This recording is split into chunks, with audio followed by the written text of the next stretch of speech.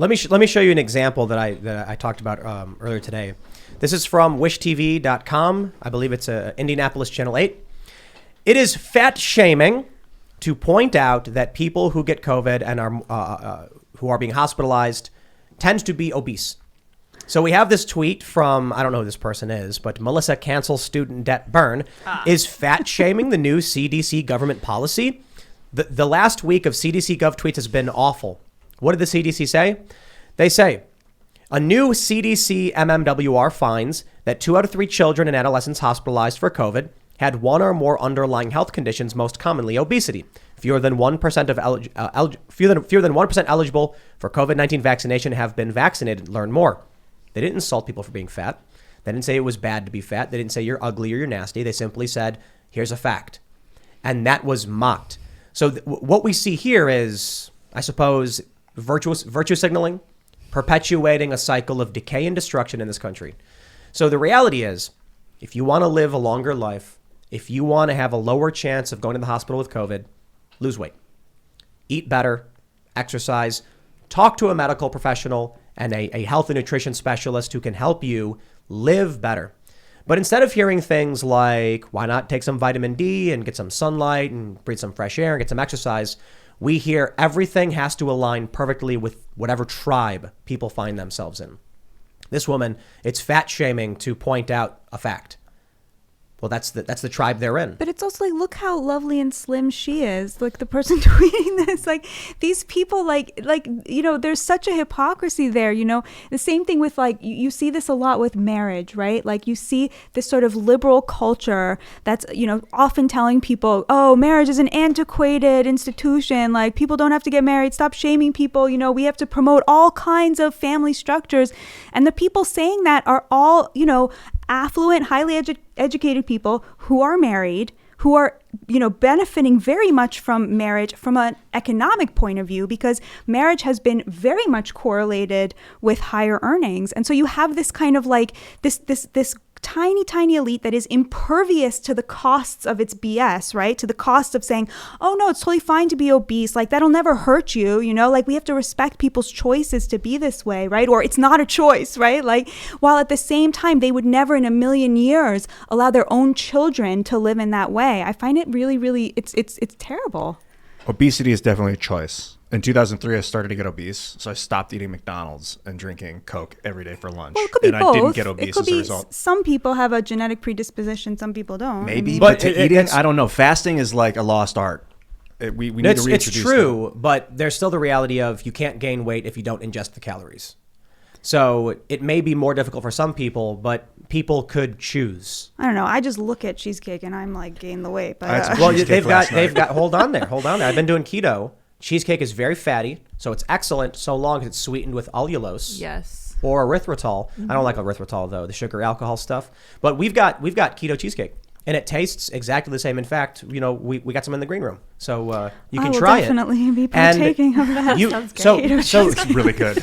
I got some regular cheesecake. I'm going to be partaking in that myself. I want to learn how to make it. For the record. I want cheese. But the bigger issue, the larger issue of like that, like people like living a lifestyle that benefits them and their children, and then hoarding the benefits for themselves with this rhetoric that sounds like social justice, but actually is sentencing the poor to live much worse lives that they would never let their own children live. Exactly. That's the point. And they're just trying to do it for profit. Like when you see these ads, like it's okay to be large. No, that would be so much easier. That's the thing. Is like Yuval Levin has this great quote. He's like Washington would be so much easier to navigate if everyone who showed up was like, heh, I'm gonna get all the money and all the power. When actually what happens is everyone shows up and says, I am gonna heal the world. I'm gonna fix everything. I'm gonna make everything better. Like this woman truly believes that fat shaming is worse than dying of COVID. Yikes. That's the thing, is like they really believe it. And I know this because I was once one of them. Well, take a look at this image, this famous image from Cosmo. This is healthy. 11 women on why wellness doesn't have to be one size fits all. No, it's not. Obesity is not healthy. But she's not obese. She looks great. I think technically that is obesity. No, that's near morbid obesity. Yeah, See, Americans have become so desensitized. I get so annoyed when people are like, issues. eat a steak, eat, and like, dude, stop eating for 18 hours.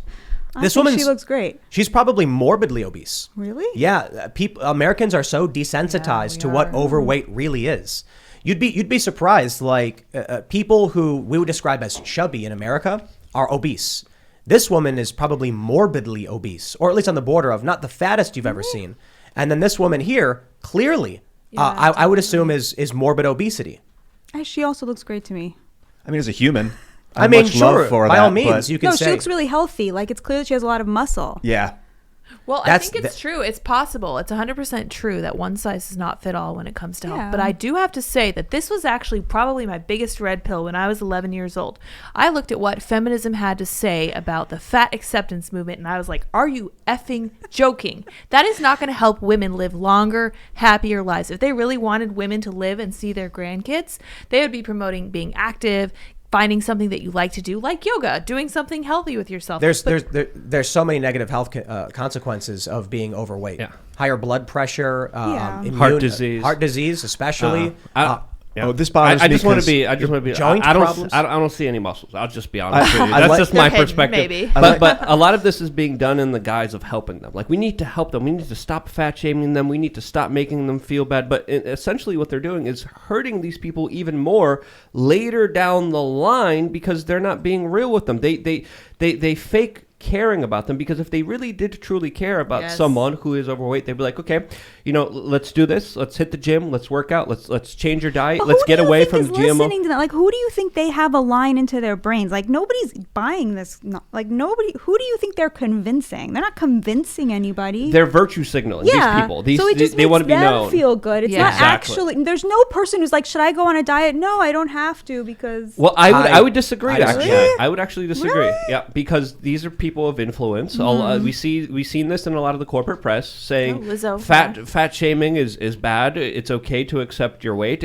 There's even people giving out little notes to individuals, to their doctors, saying, hey, don't ask me about my weight, which is absolutely ridiculous. Your doctor should know how much you weigh. They should know how much your weight has changed. One of my favorite memes is all the pretty obese health bureaucrats that were deciding on people's health.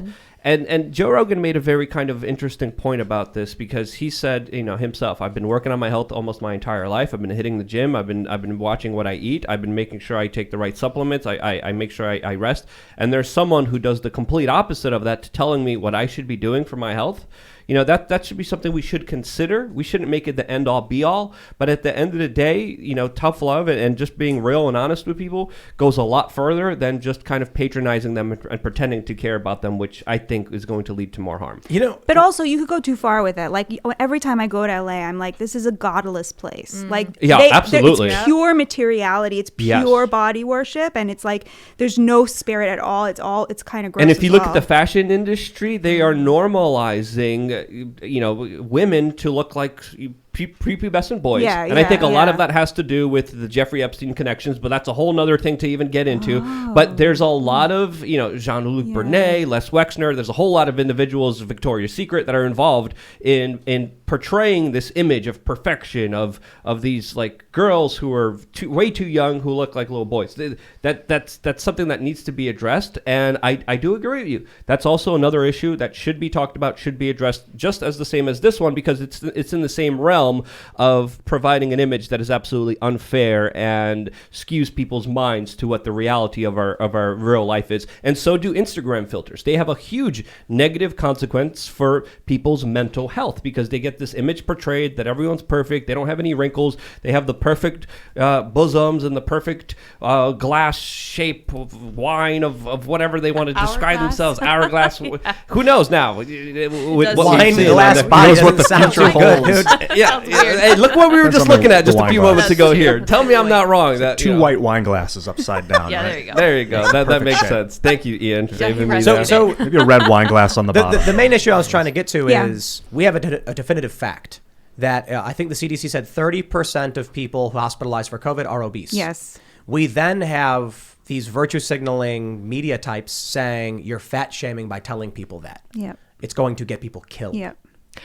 if I could speak to this, just because I have struggled with my weight throughout my life, as people can probably tell, I'm struggling with it again. I'm getting a little chubby, as chat likes to point out. Oh my God, what are you talking about? So here's the deal.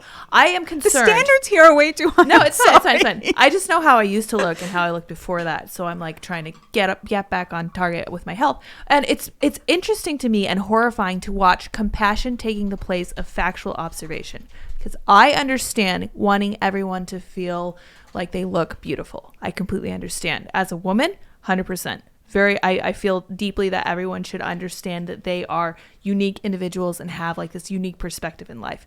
But when it comes to helping people live their best lives, their longest lives, and get the most out of life, I think it's essential to point out the things that are dangerous. And I'm very sorry that health has become so emotionally oriented, because it's very, very important for people to live their fullest lives and to be their best selves, to have an understanding that it feels good to work out, that it feels great to see yourself get more flexible and stronger, that it's really key to living a better and stronger life. And with the COVID thing, I think this should be a turning point in the American understanding of our own weight as such a key component of what happens to us in the hospital.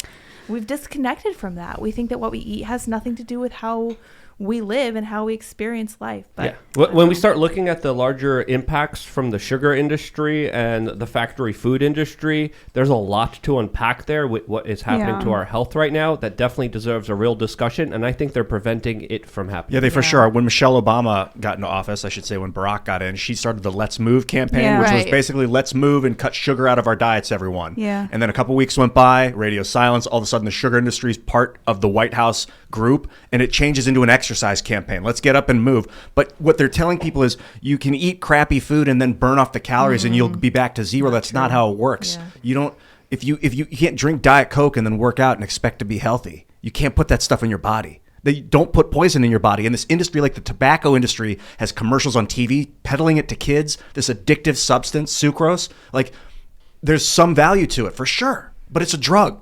We got to treat it like a drug. Sugar's a drug. So Eric Adams, who's New York's new mayor, who's pretty great, he's a vegan, and he became a vegan because he got diabetes and he started to lose his vision. And apparently as soon as he became a vegan, 3 weeks later, it all came back and all the symptoms started reversing themselves. And he pushes veganism as a kind of racial justice thing, because he says, look at the foods that our community is consuming. These are like foods that we had to learn how to make because of slavery and because we were only given scraps. But now it's keeping us enslaved and it's harming our bodies, and we have to have this. He has like a whole metaphor for it, and it's very cool. But I tend to think of the obesity epidemic very much along the lines of like the deaths of despair, like from alcoholism and opioid addiction and overdose and suicide. Like it's happening among the lower classes. It's happening among the poor, and to me, it signals like a kind of hopelessness, a giving up, a sign of like a spiritual dearth and a lack of connection to the nation, like an inability to see yourself as an active participant in building up the nation, because it comes back to economics, the offshoring of these great jobs, like downward mobility of the working class, where you no longer see your life as being on an upward trajectory. Thanks for checking out this segment from the Timcast IRL podcast. If you want to watch live, you can check out this channel Monday through Friday at 8 p.m.